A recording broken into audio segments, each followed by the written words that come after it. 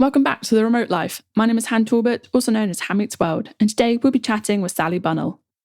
Originally from the US, Sally is the founder of NaviSavi, an app where you can upload your travel content and get paid for every piece that is approved. In this episode, we talk about NaviSavi and who can post, working with investors as a remote business owner, and some helpful things to know when running a remote business. So grab a coffee, a tea, or something stronger, and let's get started. And we're live on the Remote Life podcast. Sally, welcome. How are you? Hello. I'm good, as always. You're just having a good time. Yeah. Where are you tuning in live today? Well, that's a fun question. I am in Rotterdam, of all places. Not expecting it all this place on my journey, but I'm here and I've had such a fun time. I keep extending my stay. So now I came in after Tomorrowland. I came here from Brussels and I had a friend that lived here. And then, I've just been having a good time and it's been over a week now. Yeah. Came last Thursday. What I absolutely love about it is I'm always like, where the heck is Sally today? Like, she's in Tomorrowland. She's in, where were you before that? Like, you were in London at one point, and then obviously we saw each other in Dubrovnik not that long ago. Like, you're just in Stockholm, then in Ibiza. Yeah. On a boat, yeah. Wasn't jealous at all. You're just like, the world is your oyster right now, and it's amazing. But yeah, welcome. It is. I'm not going to stop, especially after the pandemic. I'm like, all hell broke loose. So, although I did pretty much travel all of 2021, but no, world is your oyster. Just go for it. But yeah, do you know what? Connect the dots for us, Sally. Tell us about your remote life journey so far and a bit more about NaviSavi.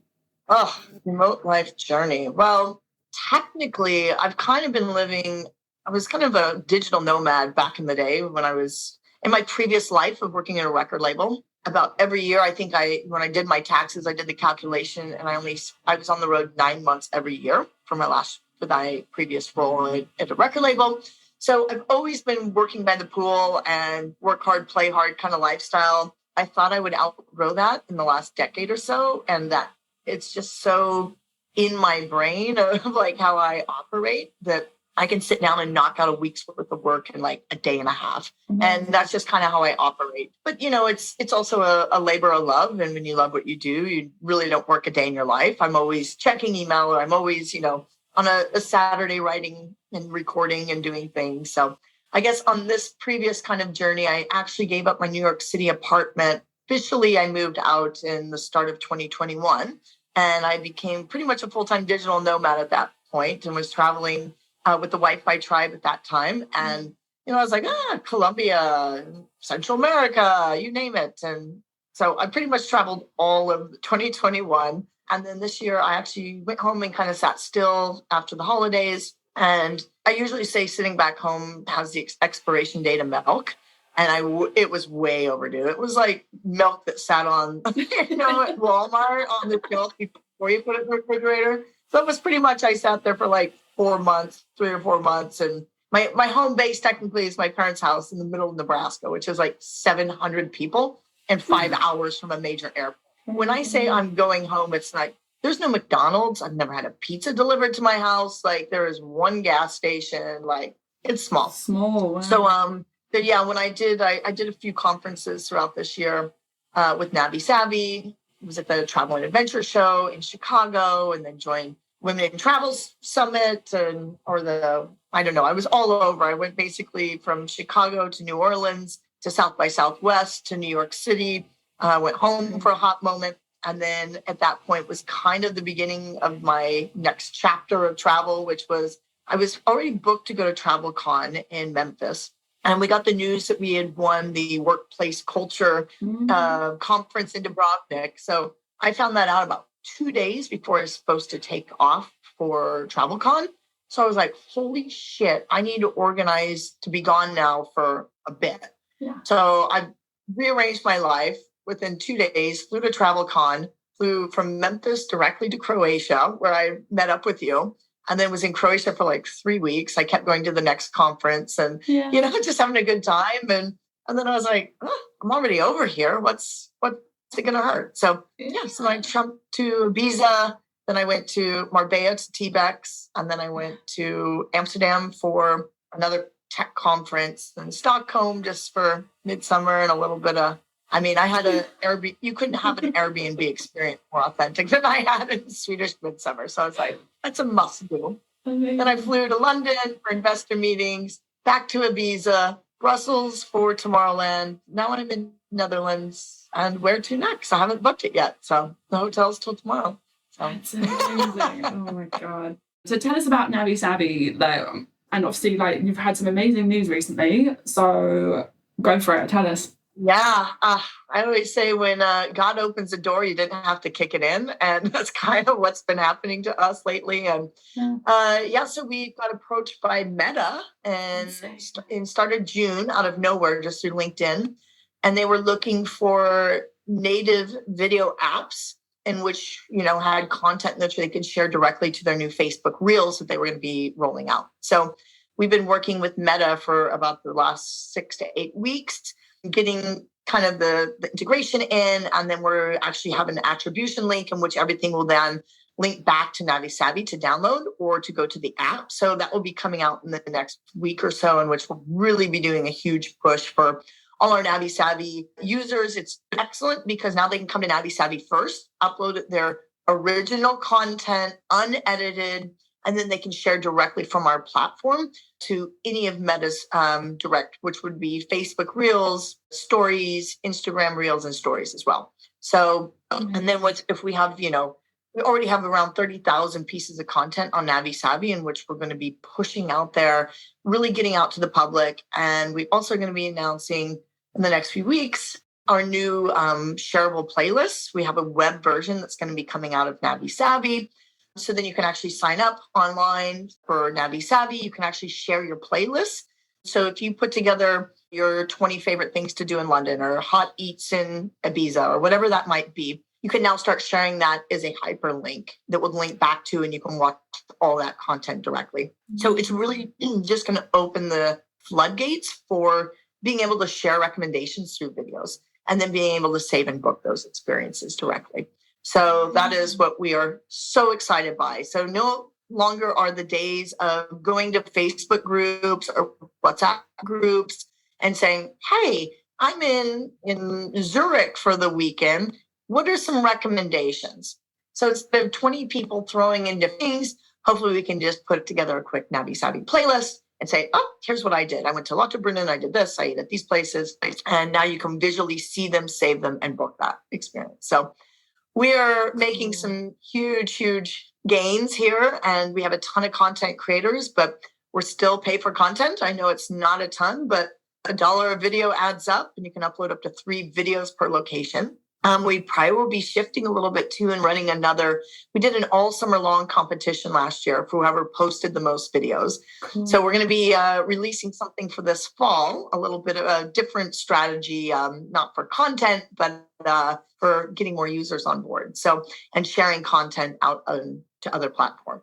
Some exciting things coming. Last time we had a girl, Florine, she won 2 round trip tickets up to $2,000. And I think she's still running around on that vacation. I just saw she was in Ecuador and Panama. I was like, yeah, girl, you go for it. So, yes, we basically send them on a vacation. And so that's what we're looking to do again here soon with NaviSavi and really getting more people on board. So I'll be keeping an eye on that one for sure.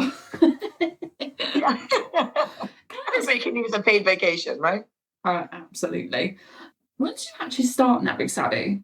It was called Check the Box Travel. It actually started as a TV show an idea that I had. I was traveling the world quite a bit alone, and I met this guy, Lewis, like one of my best travel buddies, like the equivalent of myself. Like we would help each other get laid, as I joke, but each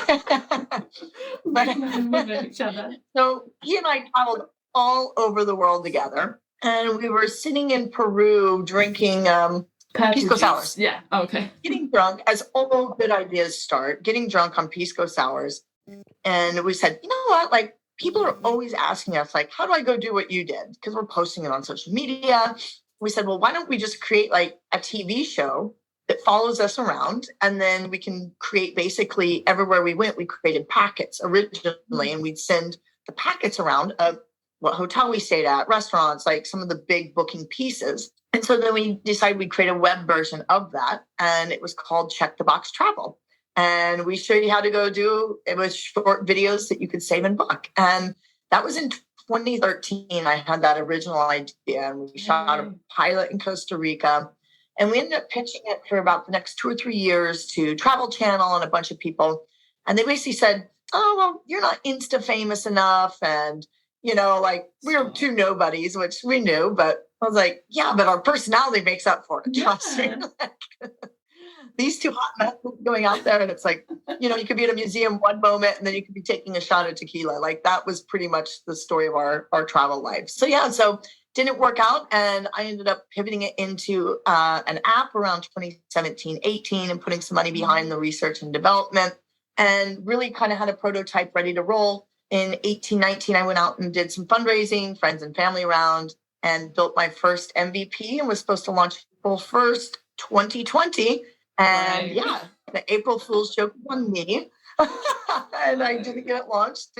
And all things worked out as is. And we ended up rebuilding the app and then getting a bunch of influencers on board in which they were sitting on content that they couldn't monetize. So everything really kind of just worked out as it was meant to be, I think. But it's now we've been out in the market a little over a year, and with 30,000 bookable videos, we've got a good over 2,500 influencers on the app, and we're getting ready to really press play on the marketing behind that to onboard a shit ton of users. And it's kind of a chicken or the egg product. It's like you had to have the content before you could get users on board. So we probably would have initiated this a little sooner, but we've been busy and fundraising and doing everything else. And along with the pandemic, Meta came up, and along with the pandemic. So, and I was still working another job, and, when you got time to do it. So that's the story of my life right now. That's an amazing story. I absolutely love that.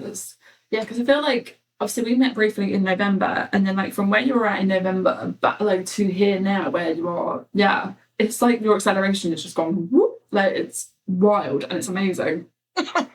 It's been a wild ride, let me tell you, but nothing I do is normal. So that's perfect. Absolutely perfect.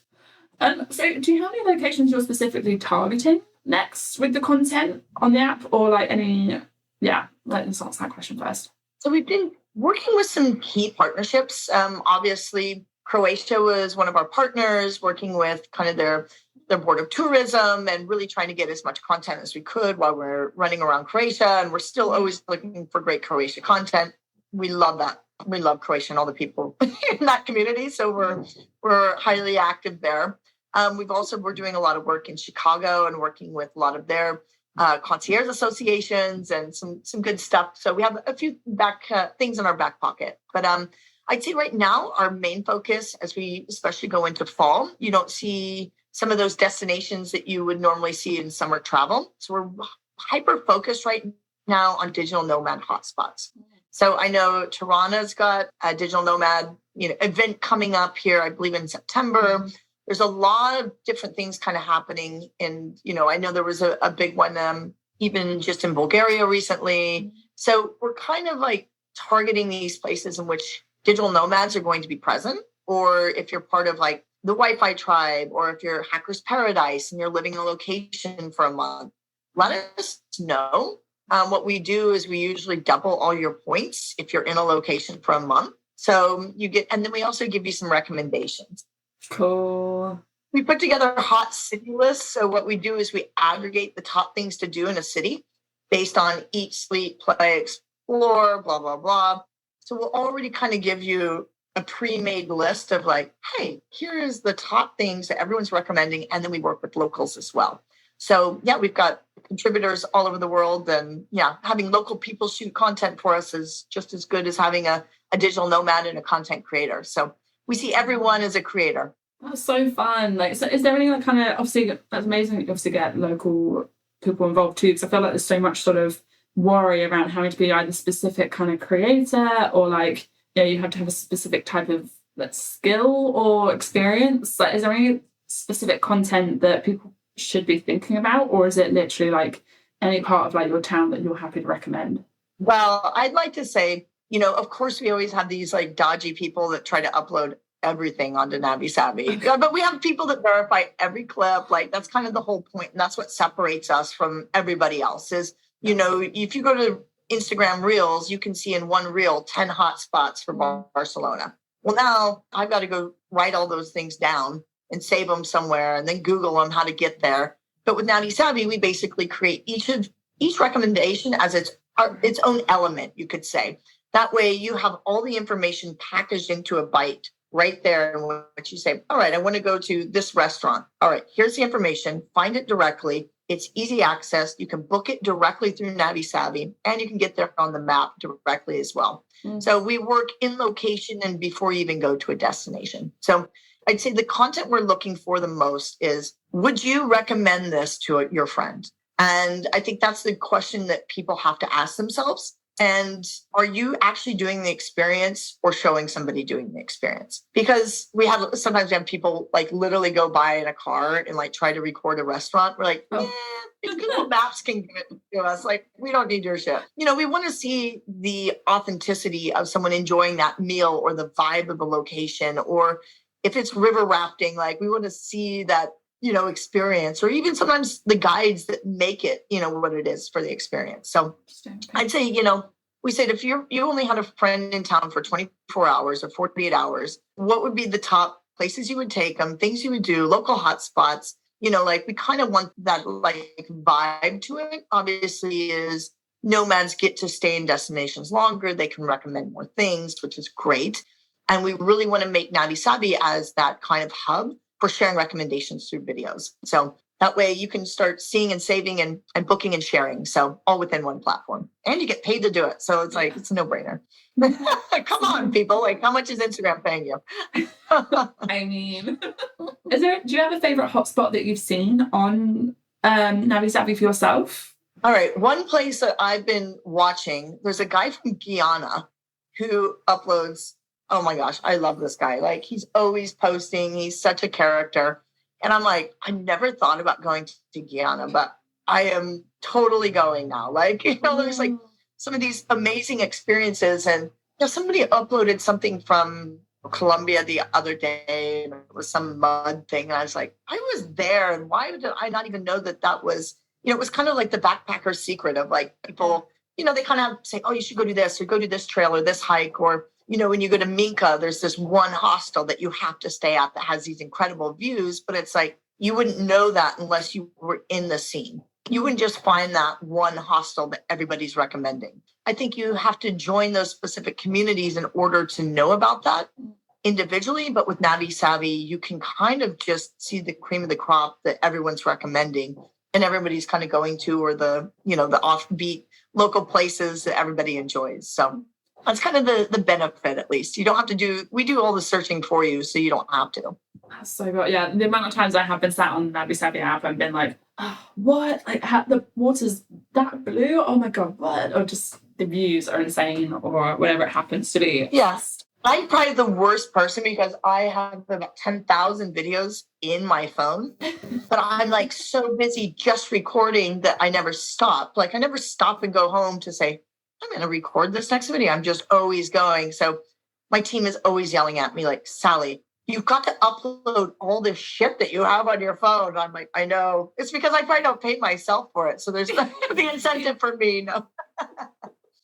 I should start paying myself $1 for it. We want to see it.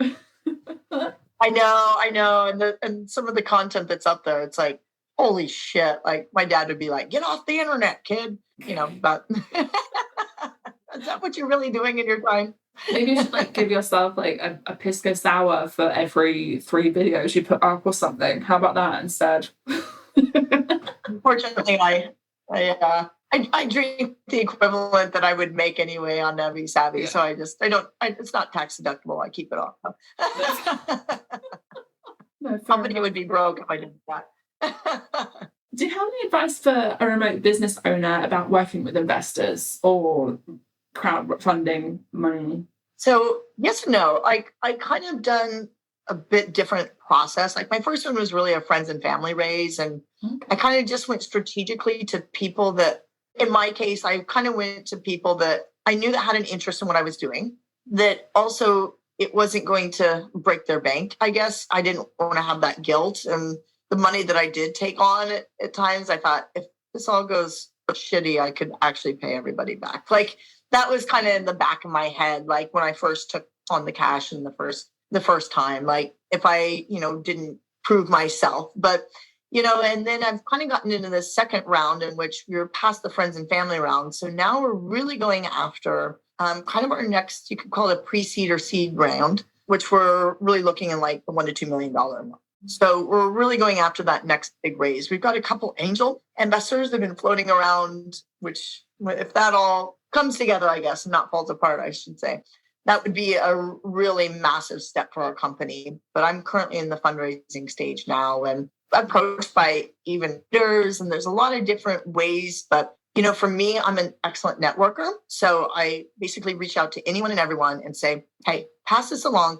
One thing I do suggest, if you know that you're good at pitching, I recorded a little video in which I send with an email. So then people get an idea of who I am and my passion for my project and, kind of what NaviSavi is all about before just a cold intro email. So that's, little hints like that. And then be smart about who the fund is targeting. If they're interested in female founders, go after them. But if they're in crypto or health tech, why even waste your time? Like and if the companies don't look at pre-revenue or they need to have revenue, like those are kind of the things that's like, why are you wasting your time just sending emails to everybody? So I'd say put together a comprehensive list that you feel good about and then really start targeting those people.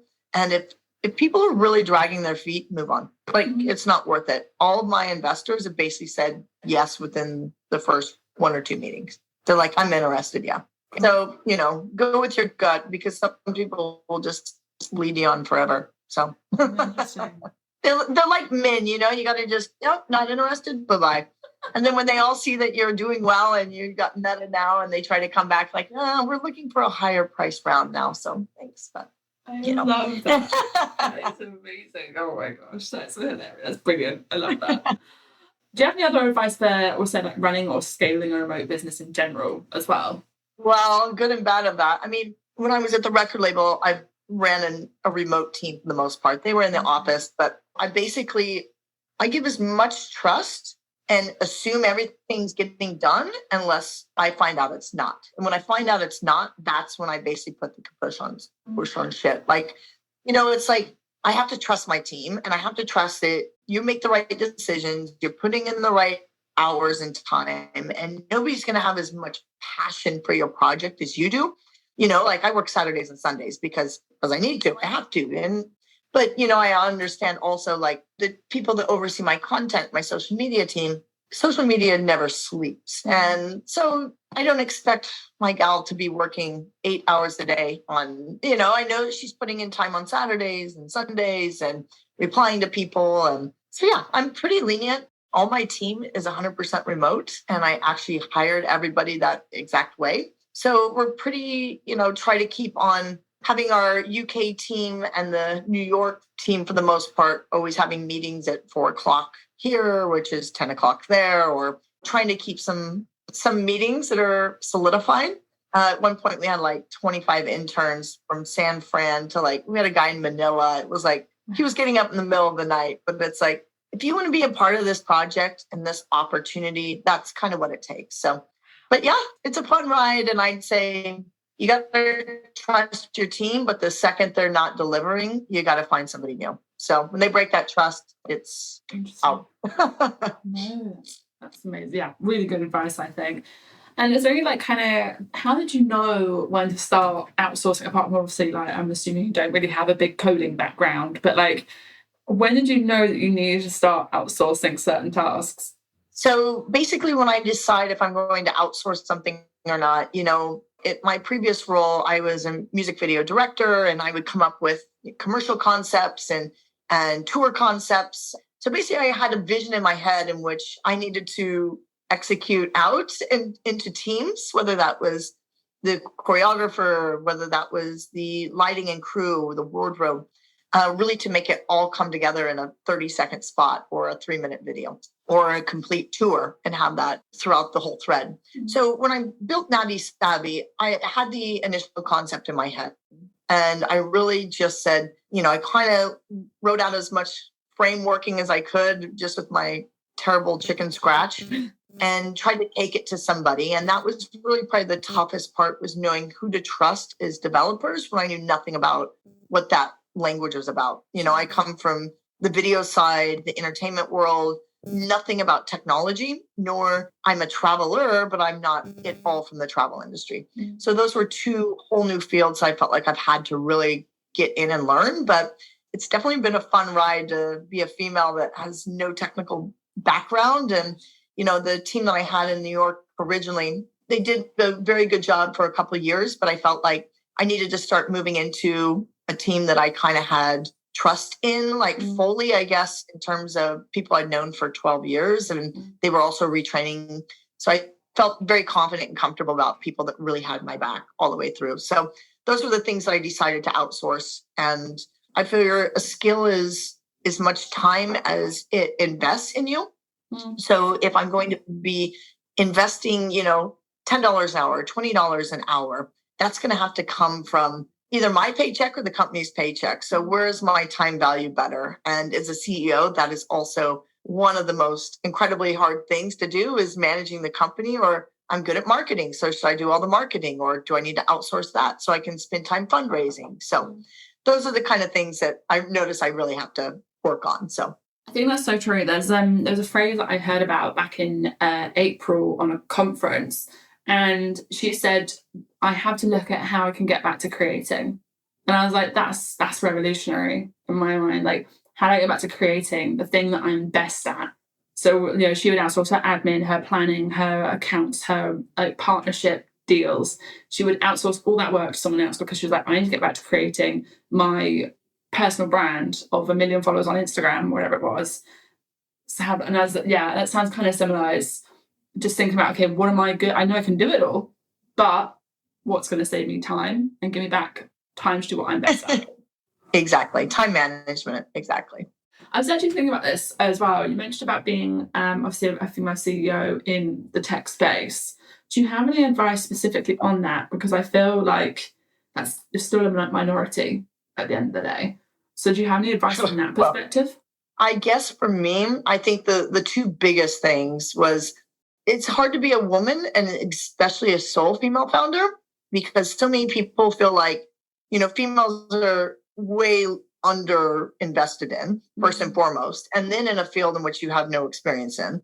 For me, it was really about coming in, learning as much as you can, and being a ball buster. I'm sorry, but you have to walk in and know your shit and have people that trust that either you're not always the smartest person in the room, but you know how to find those people to support you. And that's what I've told, it's like, this is not in my background, it's not in my wheelhouse, but I have found really good people that can come behind me. 2 of them are contract workers, and David Pears is my CTO. So, it makes it easy, and I've got they never let the lights go out on NaviSavi. So, it's great to have that kind of support and family behind me on the tech side. And that was the reason I moved over to them too, is, I really found a good team I could trust, and they weren't sitting there, trying to rack up hours or build something in the wrong direction. And, they gave me honest feedback on stuff.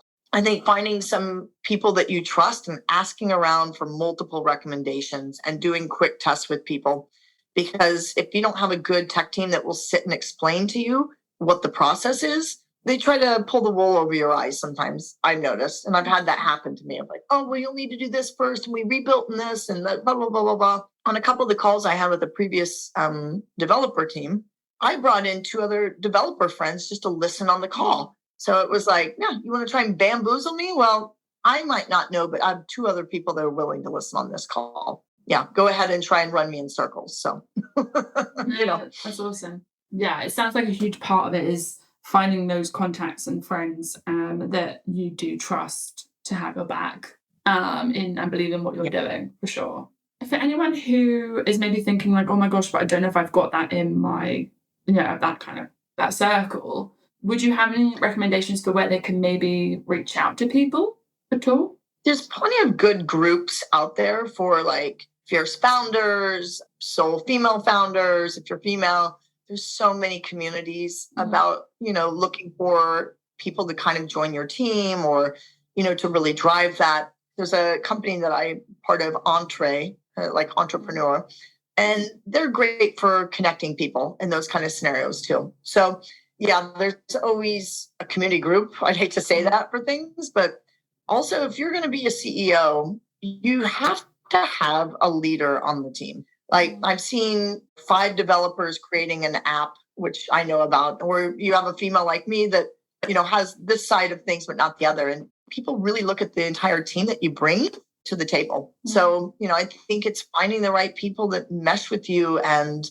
just joining communities, going to, now that you can go networking in person, for a lot of finding those people and getting yourself in those communities. So if you're going after developers or you're looking for, who knows, data people or whatever you need to support your team, really start to get involved in those communities and basically start dating. So I basically quit dating when I started the app because I'm just dating and talking to people constantly for just by the time I get done, I'm just like, oh, don't want to meet any more new people. That, me, that never stops. So life is a constant meetup. Love it. No, but you've always got to be hustling. And, even when I sit at a hotel here, I was in a taxi cab. I told this guy in Croatia when I was in the taxi, he was like, oh, well, what is this app? And I said, yeah, for every person you refer, I get $1. I'll give you $1. So he took the QR code, put it on his Uber taxi car and said, all right, every person that gets in the car, I'm going to have them download NaviSavi. This man's making bank, like a no-brainer, So smart dude. You've always got to be hustling. And, that's how I've met a lot of just people, even in communities, and you never know. So, yeah. My favorite was still finding that NaviSavi pop socket stuck on a side of like a bench on Lockram Island that one time. Do you remember? Oh, yeah. So if you go to the airport in Amsterdam, it's like a 2-hour wait to get in through the security line. So I've smacked a NaviSavi sticker while people are in the queue. So, amazing. I mean, how many thousands of people walk through every day? And I was like, every day I'm hustling. So, you've got to always think about your company first. So. I love that. That's so good. Amazing. Is there anything you wish you had known before starting a remote business? Not necessarily a tech business, but a remote business. Not everyone's going to have your best interest at heart. Unfortunately, I'm very much a very trusting person. I'll give you all my trust, all my support until you break that. And I think for me, sometimes I hang on too long to people when I should have just said next, because you have to have a great rapport and relationship with people if you're working remote, because you have to have that communication is absolute key. Whether it's just quickly one of my gals, I just slack her here and there. I don't need a meeting with her every day about certain things. As long as we're just in kind of quick, constant communication, we do set up some time to chit chat here and there and kind of get regrouped and refocused. But, at the end of the day, I think that's probably the hardest thing is being able to have that trust in your team. And when you feel like you're not getting it and you're not getting the output that you would expect, having a real conversation up and first and foremost. And if you're still not getting results, move on, because it's not going to change. It's not going to get better. You learn a lot about people and their work ethic when you work remotely. So it's true.